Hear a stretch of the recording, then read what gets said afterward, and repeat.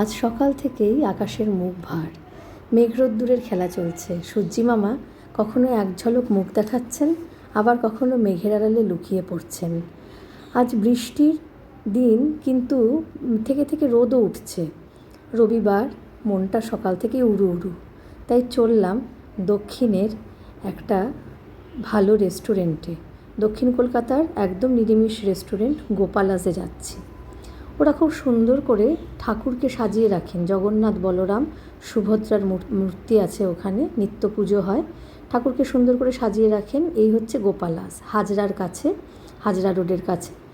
এখানে এসে ঠাকুর দর্শন করে চলে গেলাম ওপরে ওদের রেস্টুরেন্টটা। সেখানে গিয়ে একে একে খাবারগুলো সব অর্ডার করলাম।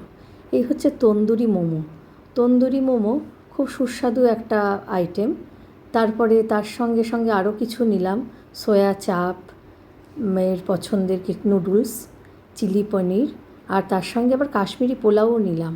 আর সয়া চাপটা খাওয়ার জন্য আবার নিয়েছিলাম তন্দুরি রুটিও। তো এই সব মিলিয়ে খুব সুন্দর করে দুপুরের লাঞ্চটা একদম জমে গেল। আর খাবার যেমন সুস্বাদু, এই হচ্ছে সয়া চাপ ওদের, এই হচ্ছে কাশ্মীরি পোলাও, আর তার সঙ্গে তন্দুরি রুটিও আছে। ওদের খাবারের বিশেষত্ব হচ্ছে পেঁয়াজ রসুন ছাড়া অনবদ্য এক স্বাদ।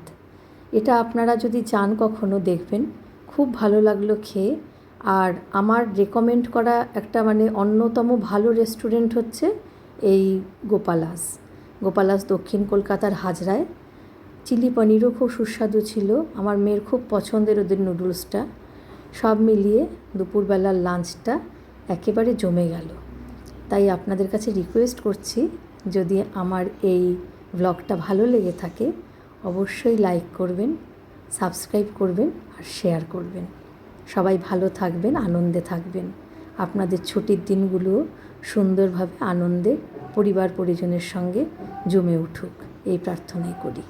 নমস্কার।